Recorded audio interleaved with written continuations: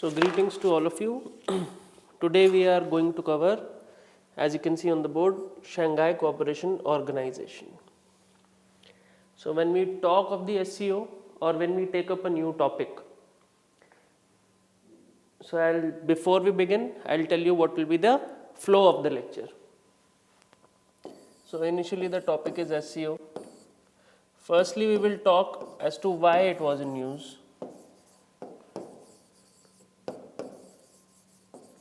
And our discussion will be in particular related beneficial for those who are having political science as optional. So it is going to be a good analysis of how we write our answers, how we carry the discussion in that direction with the usage of political theories, international theories and views of scholars. So this is our main idea. So why was it in news? Second, what is SCO?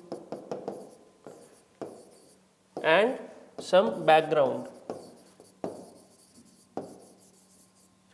What is this organization and what is the background? Thirdly, we will talk about the objectives, significance. Then there has been a Samarkand declaration on this. So what is the declaration about? Fifth, the Samarkand declaration.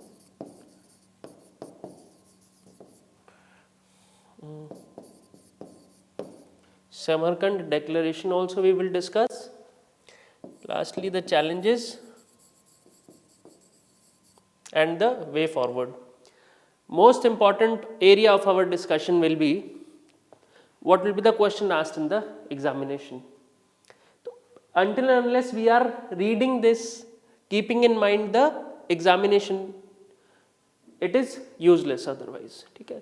Exam में इससे क्या पूछा जाएगा? That becomes one of the most important points for us. See, earlier also on SCO there has already a question come in the mains. You can similarly expect it in the prelims also, and overall now you have know that this area is of interest for the UPSC. This Central Asian region, this is also torn by war. Russia-Ukraine war is very in the proximity. We will show you with the help of a map also. So all of this area, four nuclear powers, such as Pakistan, China, India and Russia. So this is a very sensitive area and an important area. So basically this was in the news recently because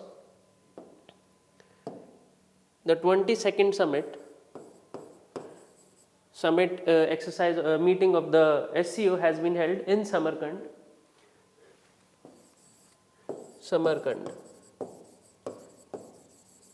Uzbekistan.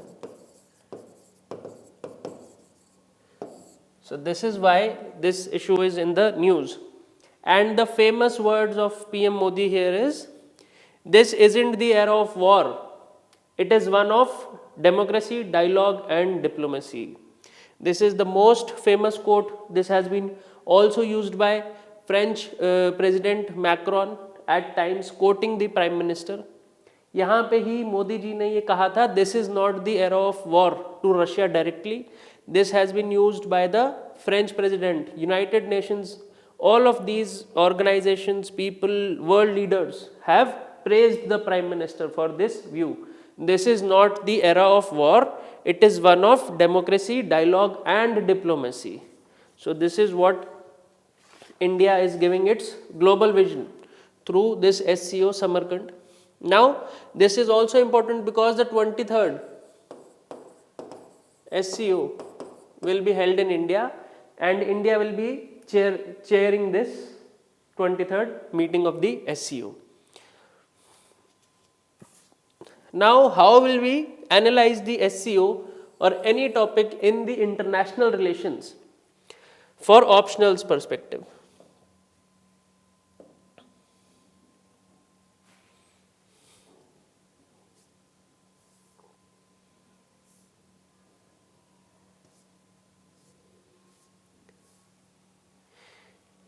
If we want to analyze it in the perspective of optionals, How are we going to do it? See, in the international relations,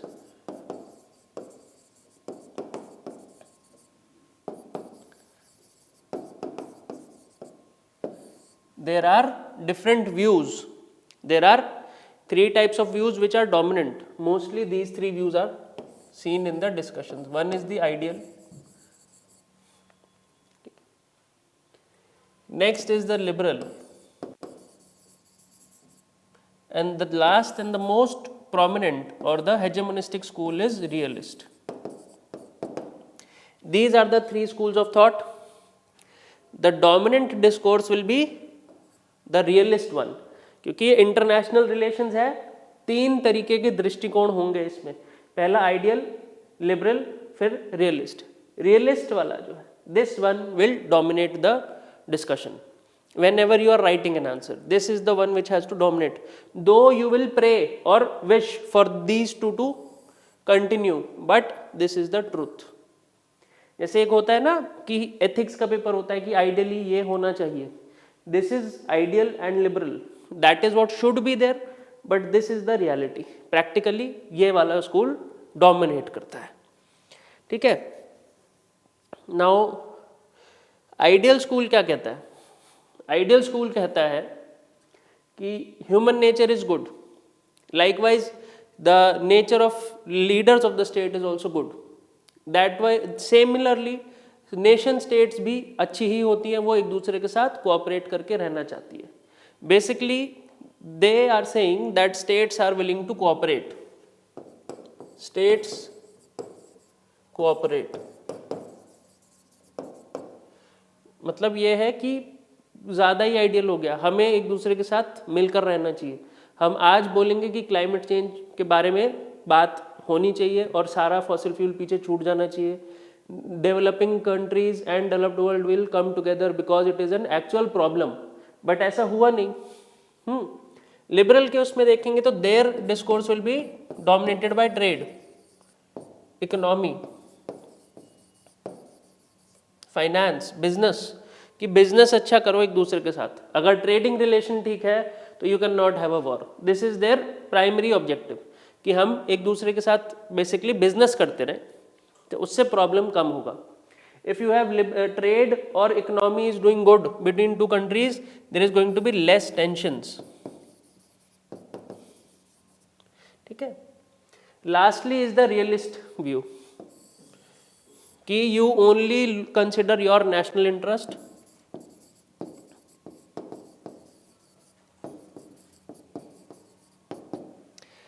rest everything is not so important. National interest is supreme. हर country अपना अपना फ़ायदा देखेगी, बाकी सब चीज़ें जैसे United Nations हो गया या कोई आप मिलके बात भी कर रहे हैं इंटरनेशनल फ्रंट पे, कोई फ़र्क नहीं पड़ता. Actual thing in international relations is power. So these are the three areas through which, जैसे आइडियल में या लिबरल इंस्टीट्यूशनलिज्म में you can say Woodrow Wilson is there, or you can also talk of Nehru ji. So all of these things you have to keep in mind whenever you are discussing an issue. We will have a discussion on this point of view कि ये सब आपस में क्या discussion कर रहे होंगे इस टॉपिक से related. So this is going to be our strategy to discuss. So when we look at this, this is the area we are talking about. This is saying Eurasia. So the area which is covering Europe and Asia both. ठीक है. So SCO is a, what is the SCO? This was the first thing which we had to discuss.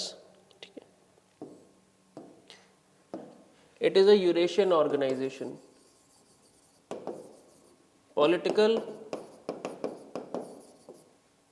economic and security. This is a political, economic and security grouping of the Eurasian countries. So this is what is the SCO, which was established in 2002. So who are the member countries? See, this is China, Kazakhstan, Russia, Uzbekistan, Kyrgyzstan, Tajikistan, uh, India is there, Pakistan is there. Now, Turkmenistan, for international relations, you should know, is a neutral country, so it is not going to be a member. Now, the trick is or catch is this country, Tajikistan here, sorry, Turkmenistan is not a member. Turkmenistan is not a member.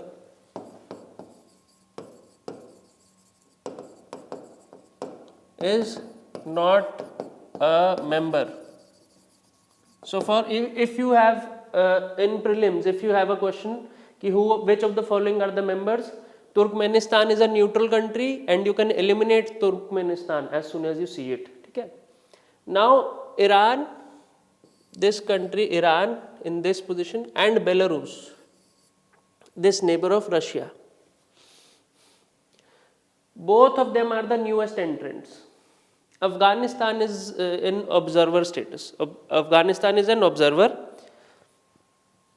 So these are the members.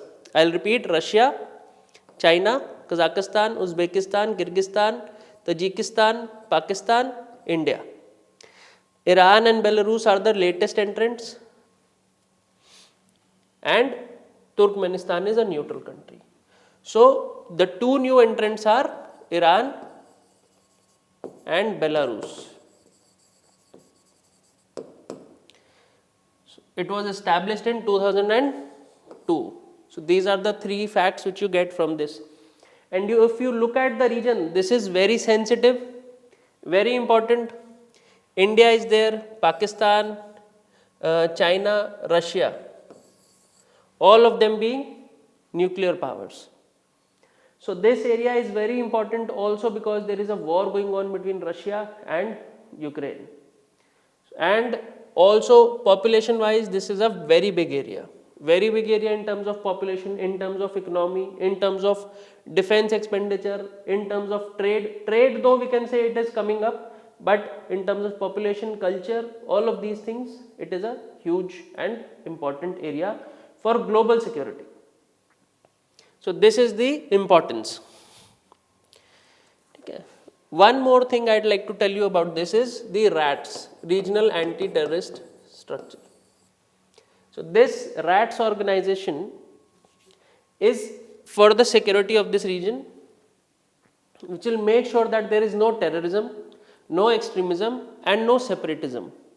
So this is the RATS is also a part of this.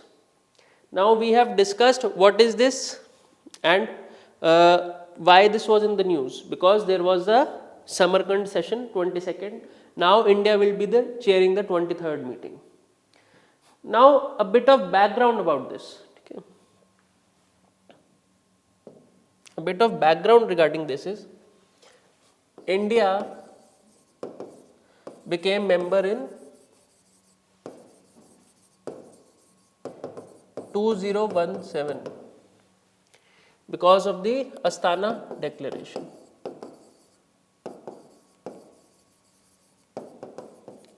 Along with India, if you must know, one more country became a member at this time, which was Pakistan.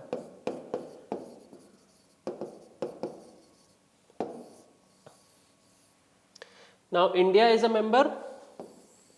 It became a member in 2017 through the Astana Declaration. Along with India, Pakistan was also there. So we also need to go a bit more backward now because we are looking at the background. Now this was formed in 1996, established in 1996. It was known as Shanghai 5 at that time. Then slowly it started expanding. Why was this made? Now if you look at this time period, 1996, see we are going backwards in the background. In 2017, India became member. Okay, now it is 2023, India is going to be the chairperson and we are going to host this. Established in 1996, if you go backwards in history, in 1990s, early 1990s, 1989 to 91, we see the disintegration of USSR, end of Cold War. So for those of you who are studying political science, you must be knowing that the world was bipolar. Basically there was USA and USSR. So what happened after that? USA disintegrated and the world became unipolar. So how does it make a difference? Now the world is going to become a unipole, and what was the strategy of China at that time? In the 1980s, we see that the USA and China come a bit closer, and their famous leader at that time is Deng Xiaoping. Deng Xiaoping. He wants to take his country to newer heights, but it knows that if it is involved in this fight, it cannot grow. So he says, hide your power, bide your time. He is trying to say that you need to hide your power. Do not openly be aggressive. Become strong one by one, and when the time comes, you shock the world. So this is something which you also do when you prepare. You do not go and show off right now that I am preparing for the UPSC. But when you become, then you can do something for the society. So he says that you should hard work, relentlessly do hard work quietly, sit in your place, increase your capabilities. Do not let your enemy know that you are preparing. Okay, in the 1980s, this was the situation of China, and it was known as the peaceful rise. He said that the peaceful rise of China. Deng Xiaoping said this, that it is going to be a peaceful rise of China. China will be a very peaceful country. Its rise will also mean the rise of the whole world. But now what do we see? Sri Lanka economic crisis, Pakistan economic crisis, Bangladesh economic crisis, Djibouti bought. So all of these things, they are actually very different to what he said, because what happened again, in 1990s the world was bipolar, it disintegrated, USA became the superpower. Now if we see the map, now if we see this map again, in the 1990s this region was under the influence of USSR. This whole region was dominated by USSR. Many of these countries were erstwhile part of the USSR, and Russia had direct, indirect, every type of control over them. 1990s, you see that Russia has come to power. Ukraine, with now which it is fighting, okay, earlier it was part of USSR. Now China sees that it is 1990s, Russia is there, USSR is not there. USSR is gone. Now China brings up this idea of having Shanghai 5 in 96. Because it does not want the Russians to dominate this region, it also does not want USA to dominate this region. Because this is China, and if somebody is sitting in this area who is the world superpower, this is the world superpower sitting in this area, and Russia is very weak. So China is under direct threat. So what it did was, Deng Xiaoping said, we will rise very peacefully. We will not trouble others. We have made this to take care of our interest, economic, political and security. These are the only things we want to take care now. So, but as soon as the 2000s are coming, 2004, 5, 6, this theory comes into question. Ki whether China is rising peacefully or it is a dragon. Actually, it is a dragon. After Xi Jinping comes to power, we see the rise of wolf diplomacy, warrior wolf diplomacy. Now China has started showing its colors. Now this organization, if you look at it, the members, when India was not a part, it was Russia, China, Kazakhstan, Uzbekistan, all of these, and Pakistan is also actively participating, Afghanistan is also there. It is a hotbed of global insecurity. There is the drug trafficking is happening through this region. Terrorist strikes are happening through this region. Also, this is a hotbed of earlier communist parties. So this area is very, very important. The person which can control this area will be having a lot of say in the world, because it is so close to Europe, Western Europe, which is a seat of liberalism. If you understand political science, this area,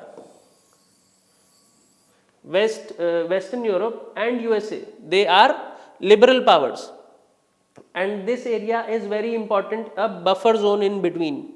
So if this is anti-China, it will create a lot of problems. China, who had lot of aspirations, now this person Sheng Xiaoping said that we will become strong, but we will not show it to anybody. We will always aim big. So this person was very futuristic in his vision, and he said this is what we should actually do. So what happened in this case is they began this Shanghai 5. A small seed was planted, and China said that we will not look at anywhere else. We will not look in the Pacific. We will not look in the Indian Ocean. We are just making a small organization to concentrate in our neighborhood, because we are rising peacefully. We also want a peaceful neighborhood. So this was the story back then.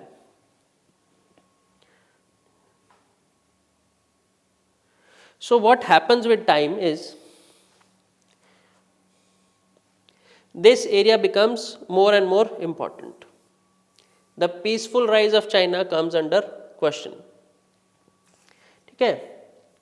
Now India is also getting problematic, because China has become a superpower. By 2017, basically in 2012 also, China is extremely powerful. USA has started decreasing. Russia is also becoming powerful now. Okay. So now Russia is also feeling the heat of China, is also feeling threatened from China.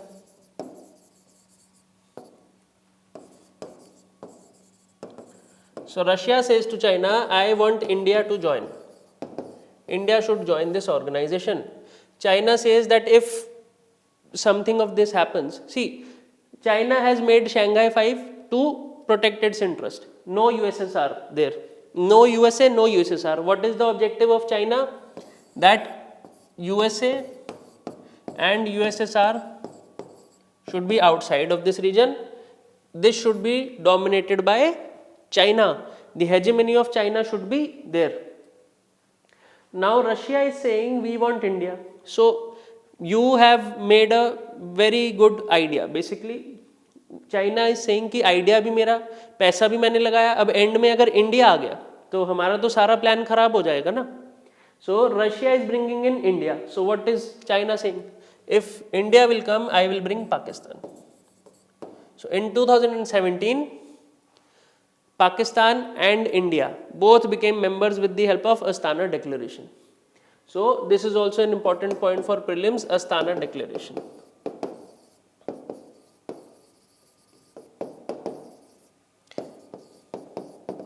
India became the member. So this is your background, and you can see that this is a very, very importantly contested geopolitical area. Now moving on to the objectives. What are the objectives?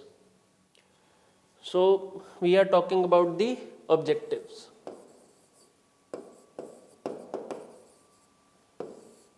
See, basically these have already been asked once. What are the questions you can expect specifically from the objectives? One is that they can directly be asked in prelims, either in the form of which one of these are correct or statement wise. Okay?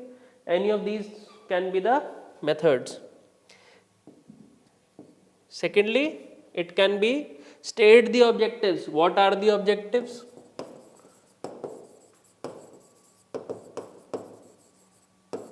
And what are the challenges in meeting these objectives? So when we look at these objectives, there are 4 objectives. One is strengthen cooperation.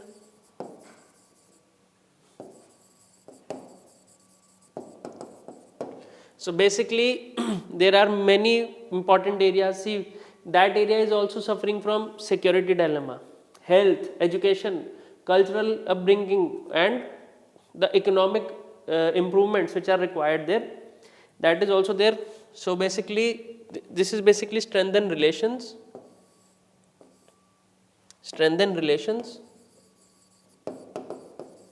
among the members,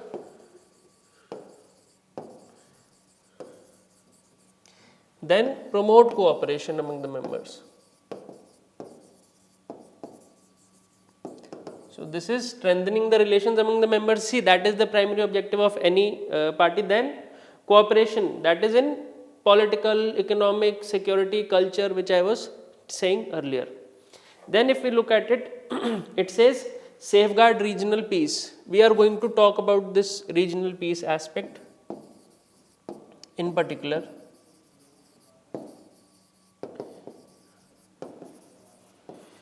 Now this SCO is talking about the Central Asian region, or you can say Eurasian region in particular. But you have also the Heart of Asia Conference, which focuses on Afghanistan. Okay? So Afghanistan being there, Pakistan, then the restive province of Xinjiang, China, then all of these issues are there. Okay? Then the last is to create a democratic and international global order.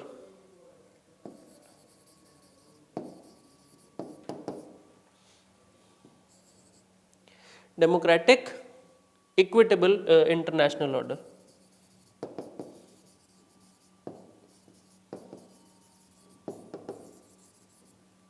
And the countries are Russia, China, Pakistan. So they are talking of promoting democratic values. Now, being a member of such a group which is having this objectives, and it is limited to this area, with members like Russia, Iran, China, Pakistan, this in itself brings into question the Indian foreign policy also in respect to the West. Now West can say that you have joined the club of dictators. This is how USA was saying this. Okay, these are all autocratic countries, do not have a very good record in terms of human rights, respect of values, liberal values. So all of these things also put a question. So another question which can emerge is, does the joining of, or basically deep involvement in the SCO, question the credentials of India as a liberal country, or does the relationship with the West come into strain by joining SCO? Or you can also be asked, how does India balance its relationship with the West?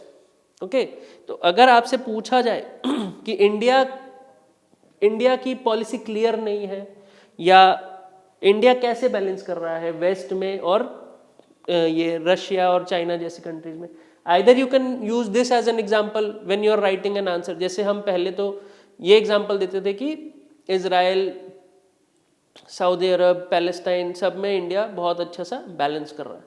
This area you can also now show that see India is balancing between the west and Asia as such very beautifully. Now this is the objective. Now coming to the significance. Now when we look at the significance, we will see it under some headings.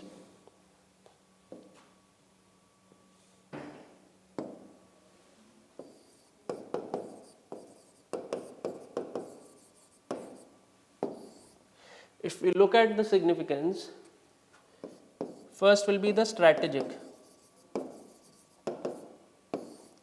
Now if you are from the political science background, simply think of the geostrategic theories, that is the rimland and the heartland theory of MacIver and Spikeman. Okay, so these basically rimland theory, heartland theory,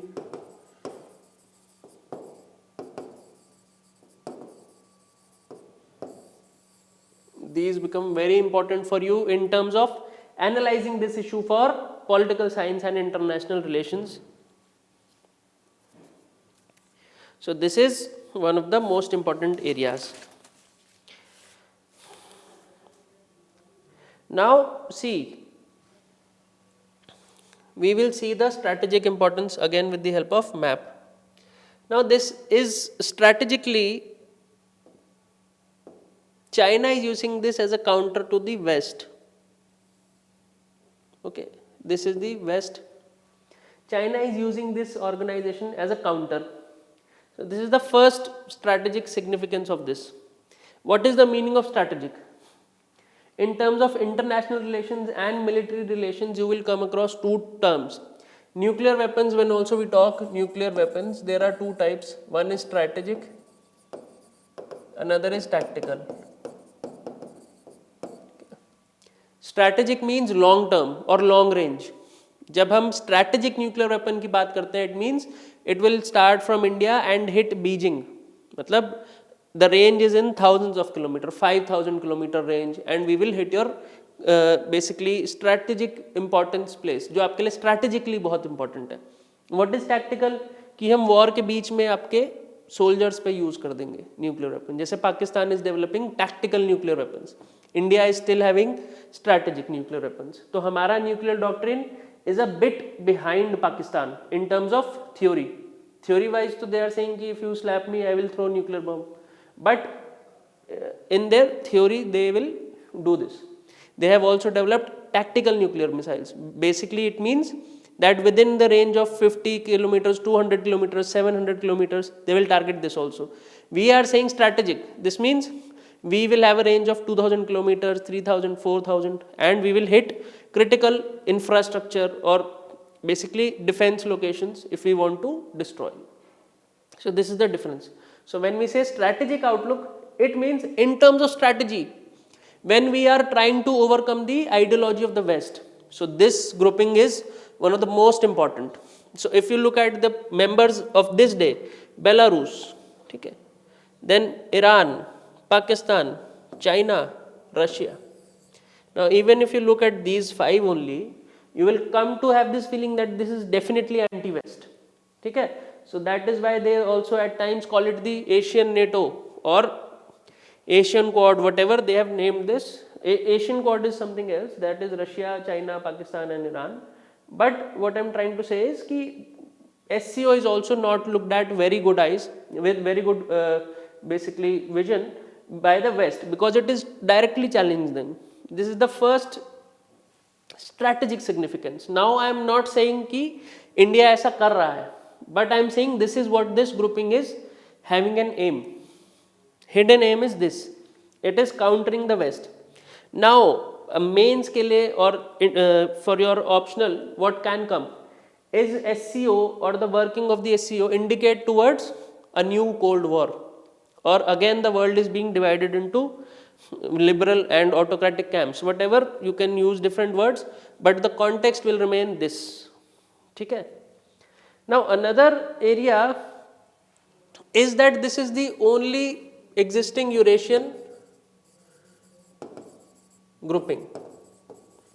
This area, if you consider, this SCO is the only existing organization, and which is much needed also. Okay. Then you can see that there are two members in this area, China and Russia, which are permanent members of UNSC. So if you look at, what did I tell you, strategic vision is long term or something of big significant value. India can meet with two members of the UNSC directly in this. UNSC ke P2 are there, two permanent members are sitting inside. We can go and convince them together. Also if you see, we can also see that 4 nuclear weapon states, Russia, China, Pakistan, India is also there. Iran is also now having its own nuclear joint comprehensive action program was there with USA. So that is also there in the question. So now moving on to the second significance. First significance was strategic. Now security. Now if you talk in terms of security, what is the implication? See, first is the Afghanistan itself. This place is Afghanistan, which I have marked as black. So this is a huge source of problems related to terrorism, both within Afghanistan and in the neighboring countries. Okay? it is not only related to birth of terrorism, spread of terrorism, export of terrorism, everything, just like Pakistan. So this area becomes extremely important to control or remain stable. So discussions related to this area is important.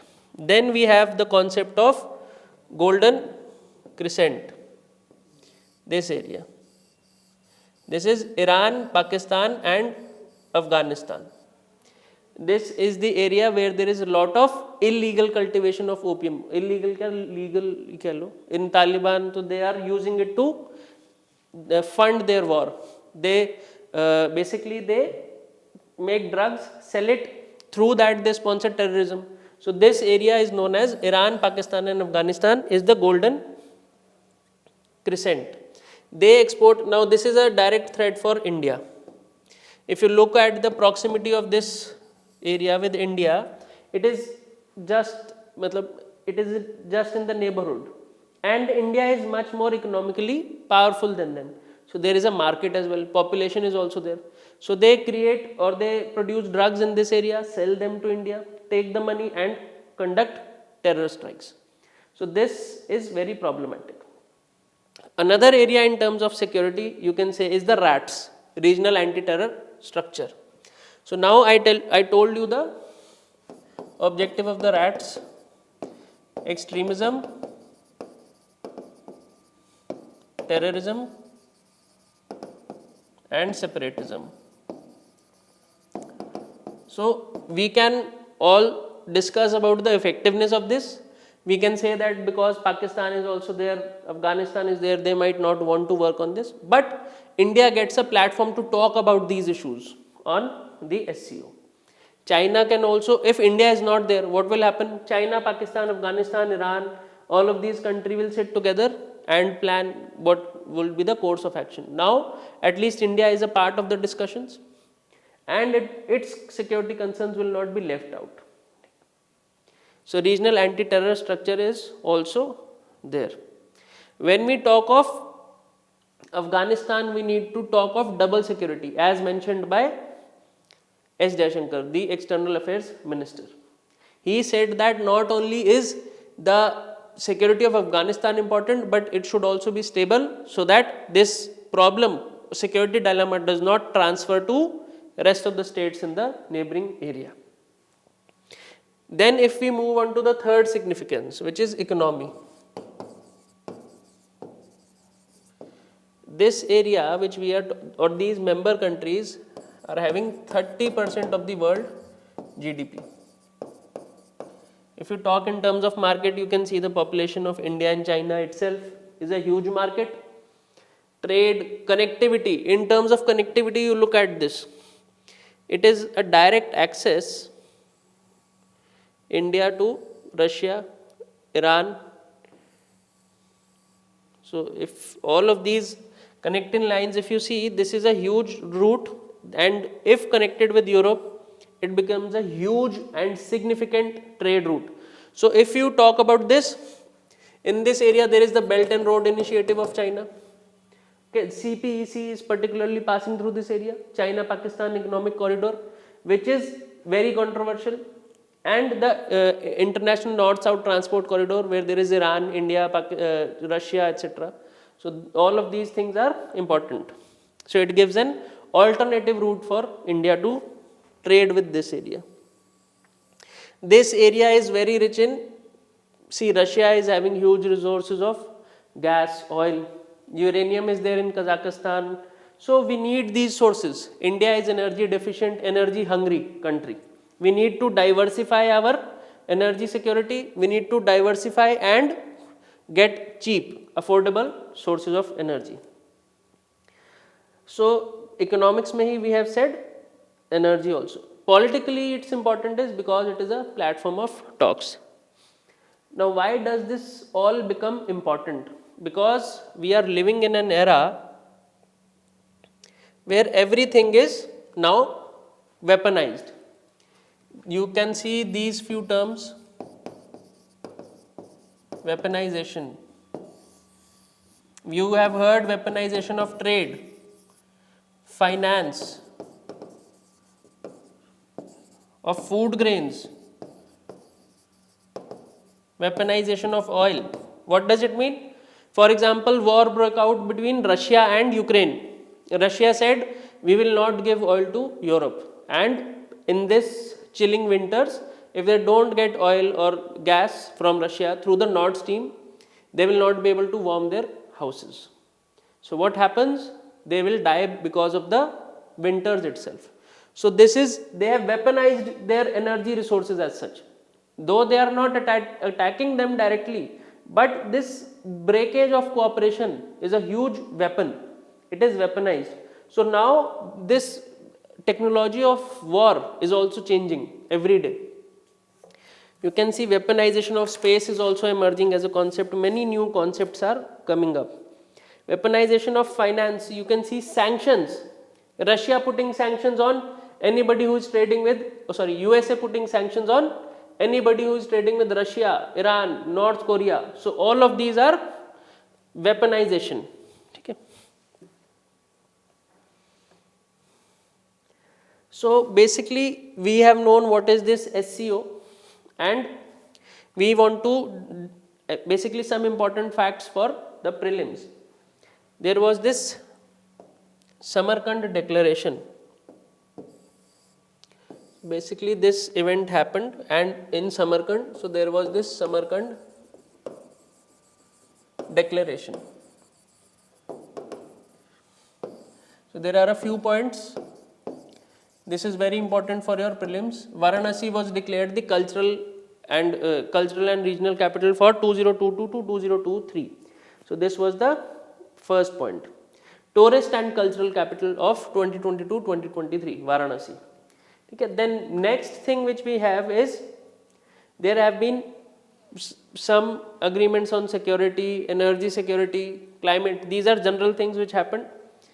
They have also said that we will talk of reforms in WTO. International things of importance which have come out is WTO, Iran's nuclear program, which was earlier Joint Comprehensive Plan of Action, where USA was also a member. USA left, so now they have to take care of that also.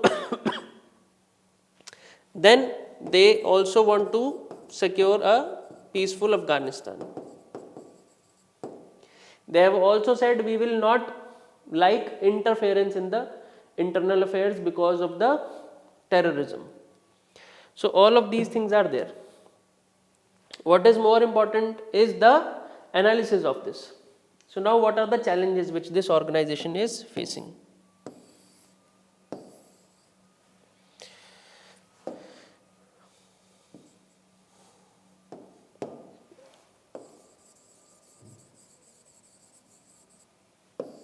Now, first challenge, or basically you have seen that when you go and conduct foreign policy, people will ask you questions, sometimes uncomfortable also.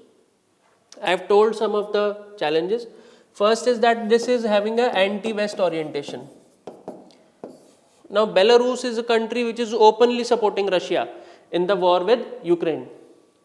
So Belarus is also becoming a member now. Okay, so this is coming in direct conflict with the West, and India is a party to such a group. Along with that, the Russia-Ukraine war.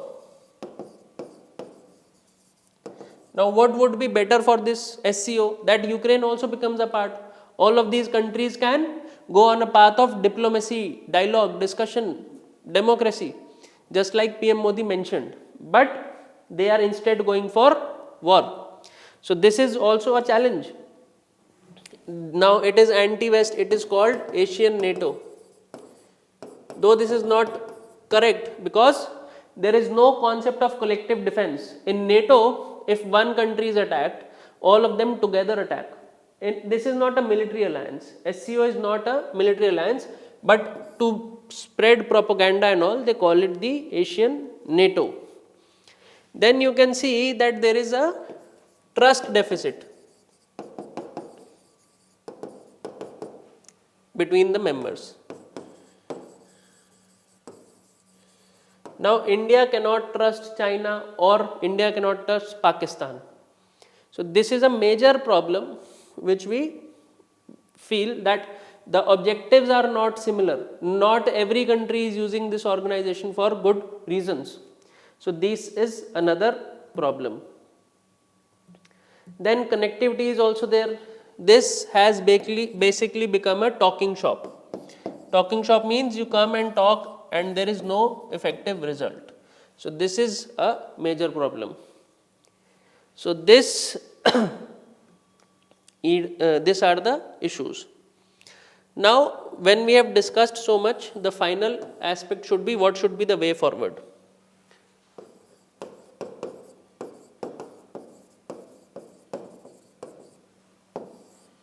For India it is multilateralism.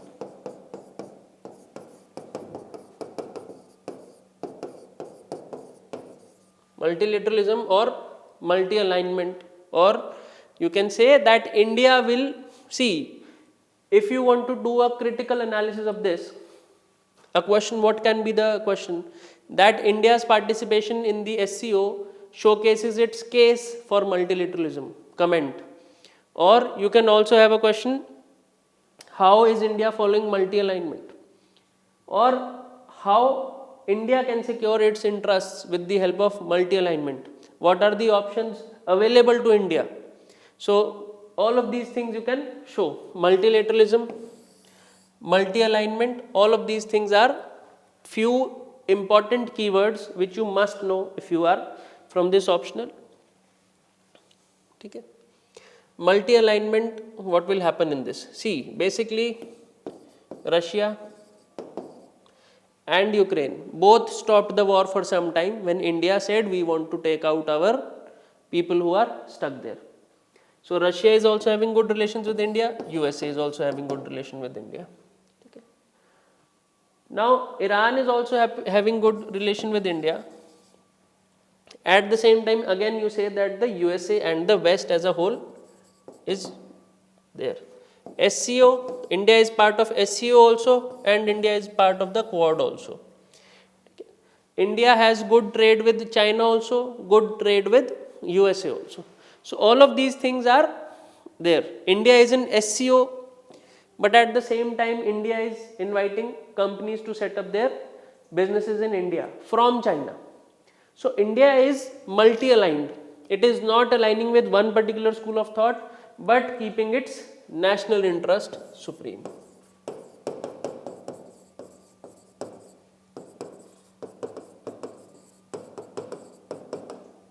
So what is the analysis? See, when we feel under pressure from the West, now what is the West or the USA or West Europe asking? That you come out and openly condemn Russia. But the thing is that they are also not giving us concessions in trade, in terms of climate change, in terms of nuclear technology, weaponization, because we have a very unstable neighborhood. They do not have a very clear policy on basically Kashmir or our relations with Pakistan. These have been improving now, but earlier it was not so clear. So when you see in terms of international diplomacy, for example UNSC reforms, WTO reforms, climate change, we actually need the support of China.